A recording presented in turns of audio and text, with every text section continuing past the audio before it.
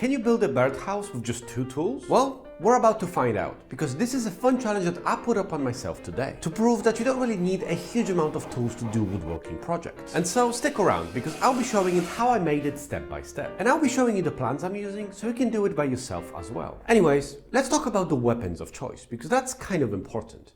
And I'm picking the Japanese saw as well as a hand drill. But here are all of the things that you actually need to get this project done. But let's get into the actual project. So, I have 2 types of bird houses here. Both are for a different set of birds. For example, the type A is ideal for great tits, which I am a big fan of, sparrows and some of the other smaller birds. Type B, however, is a little bit bigger. So it does have a bigger entrance hole and all of the parts are actually a little bit bigger. It's ideal for starlings, tree sparrows, and of course, my favorite, the great tits. I'll be doing both, but for the purpose of this specific video, I'll only make the smaller one. Okay, so first things first, we need to cut some things. So I'll be using a spare piece of wood as a point of reference. So I can just take this and go for it.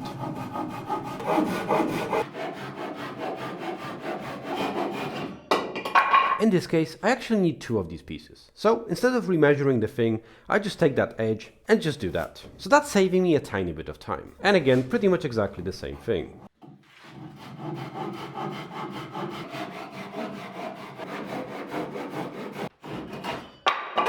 Okay, so 2 of these are done. I always like to select exactly what I finished so that I don't do too many or I forget about anything. I mean, they're more or less the same. Good enough for a birdhouse, I suppose. Okay, so I have 1 280, 280. So I can do this one and kind of this one. Okay, let's go for it.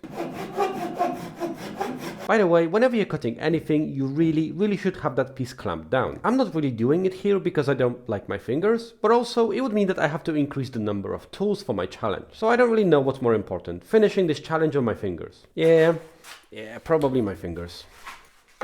So once you have it clamped down like here, making sure that it doesn't move in that direction, which is kind of still does. Okay, so once you have it clamped down, you can actually cut it much quicker. But you have to be certain that the clamps actually protect it from moving in the direction at which you're pulling. So in this case, it's there and back. I don't really care as much about up and down. Of course, I do care, but by far the most important is that direction. So I'm just gonna put my hand here and just start pulling.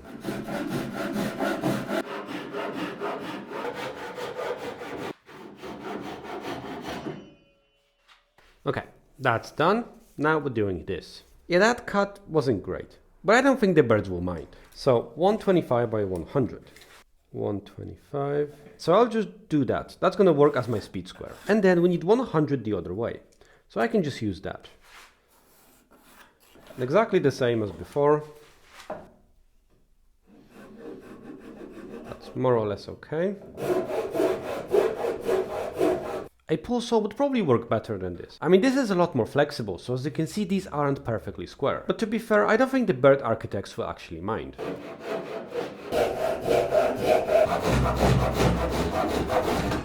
So now just flip it the other way and do exactly the same. Corner.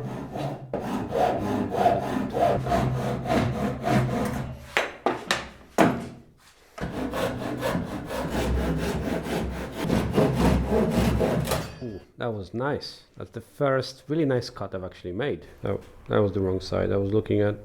Anyway.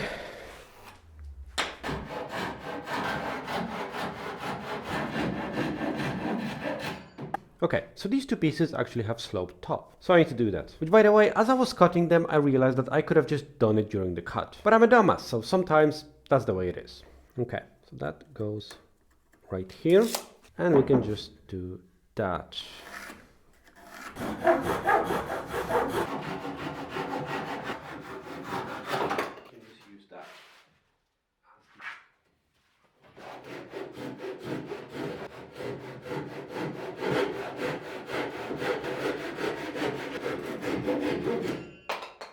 Reasonable. Okay, so that's looking quite reasonable, I would say. And we have these 2 pieces done. So now we just need these 2, and I think I will focus on that one. But that's really interesting because I will need to cut it both ways. So 26, there.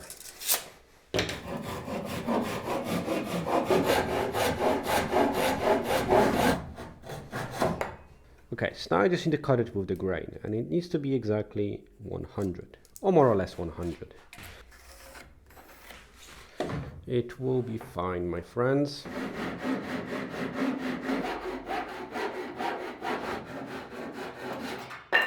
Okay, so we have all of the pieces except this one. And while I could do it with the ones I have, I'll be honest with you, cutting it both length and width-wise, it's gonna be a little bit of a pain. So I'm gonna try to find some spare wood that's more or less these dimensions. That's a no, that's a no, that's a no.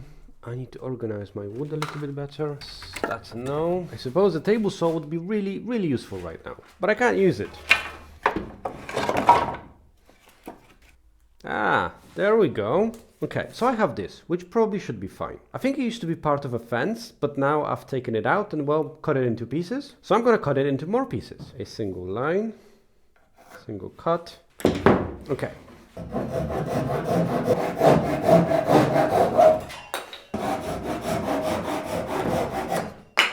So that's pretty much all of the pieces that I actually need right here. So this is how it's going to work. We'll put this and this on the side. These are very much the sides. So that's how it's gonna go. I think this one goes in the back, so it's going to be more or less like that. Of course, we'll cut this flush, but just in a minute. At the bottom, we'll have this, and we'll cut this flush as well. So it doesn't really matter that it's not ideal, because it's not. The front is going to be compromised with 2 of these. And the reason why there needs to be 2 at the front and really 2 at the top as well is really simple. And that is to actually stop any predators from forcing their way in, like woodpeckers from the front or from the top. In this case, I mean, this is 25mm thick piece of wood, so I think it's probably going to be strong enough. So I would actually start by drilling those in. So pick your best angles, starting with the back, just take your screws. In this case, these are actually self-tapping, so I don't really need to pre-drill holes, but I suggest that you do them.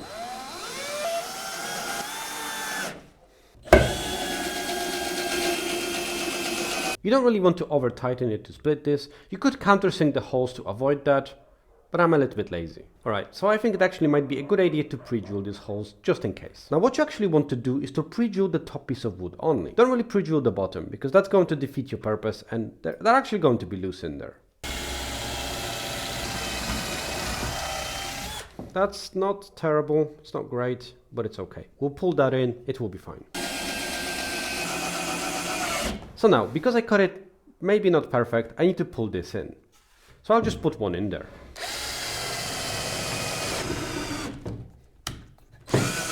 And that should be quite nice. Anyway, mistakes are just part of the fun.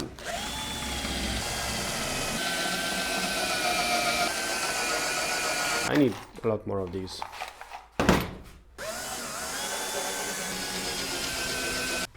Okay. So what we can actually do is to cut this thing flush with those 2 faces. And to do that, I'll use my favorite tool.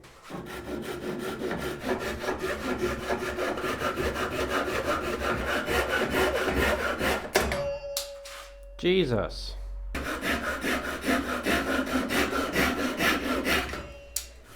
Alright, so just a little bit of a push, and this is now perfectly fine. That's what you get for buying cheap accessories. Or at least, that's what I get. So what we want to do now, add these 2 in. But now, there is actually 2 parts to this. Because on one side, I want to screw this in. On the other side, I want to make a nice hole at the front. What I'm actually going to do, is I'm going to drill these together, then make that hole, and then actually drill it further to assemble it to the rest of the base. Oh, they're actually not long enough. Great. I mean, that would be fine, but a little bit of an overkill. What can I do? What can I do? It really should be longer. Also, I kind of realized that they really should be like that, so that this is on the outside. Alright, so I'm gonna use these. I think these are actually for plasterboard, so they're really not the right for this use.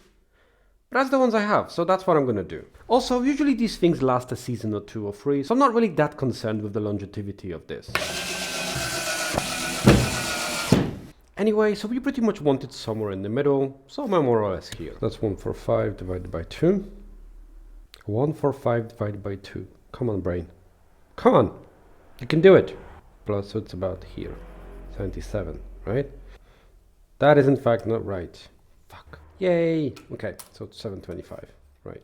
What I do actually recommend is that you put something underneath it, so that as you're drilling down, it actually goes into this, and not into the table, but also so that it doesn't really leave anything bad on this side.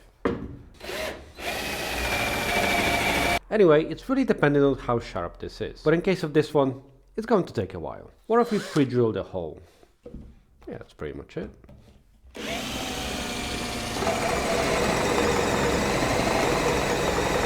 Battery is dead.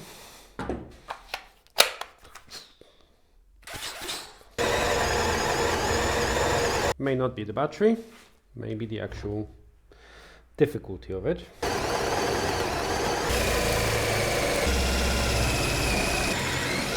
Hey! It's now gone through. Great. Pretty clean. So that's why you put something underneath it. So now what we want to do is just to drill it right here.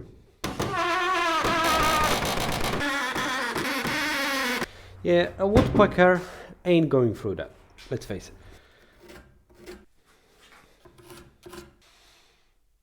Should be alright.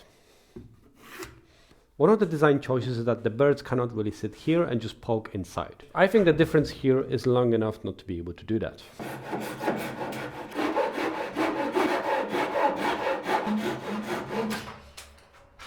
Okay. So now we just need to get the other side, and then we're pretty much kind of done. Okay, my hands hurt now.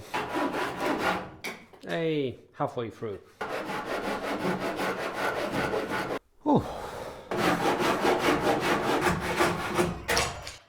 So what you also want to do is probably take a tiny bit of a sandpaper and just go around the edges. Okay, that should be fine. Okay, so that's almost the last step, I suppose. Just a few screws in there. Just want to take that and just give it a little bit of love. I think that cracked, which is not good. Ideally, you want to take that off and I suppose screw it from the other side. And almost the last step, we want to cut that off, grabbing it here.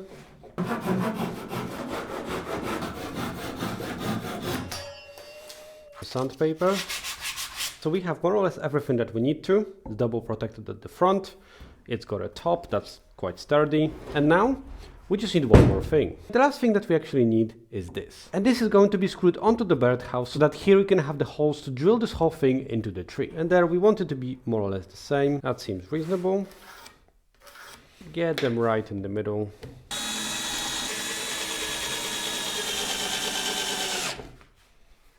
And well, that's it. A beautiful birdhouse that your birds can actually move into. It's sturdy, it does what it needs to do. I won't tell you that it's the most beautiful thing in the world. I mean, it looks okay. I would have done this so much better if I had electrical machines. I was kind of rushing it, which is why a lot of these joints aren't exactly ideal. And I'll be absolutely honest with you. I mean, this was a huge amount of work, despite the project actually being really, really simple. The cutting part took a huge amount of time, which normally a lot of these electrical tools just make really, really simple and really quick. But nevertheless, it's possible.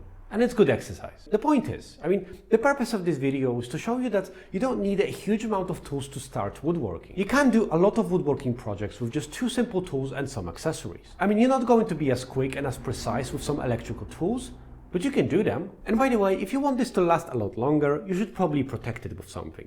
But make sure that whatever you're protecting is actually acceptable for the birds that you're trying to accommodate. I know that linseed oil is actually quite good. And of course, whenever you're actually hanging it on the tree, make sure to follow these instructions so that no predators can actually get to them. And that's pretty much it. I hope you've enjoyed this video. If you did, make sure to subscribe and watch another one.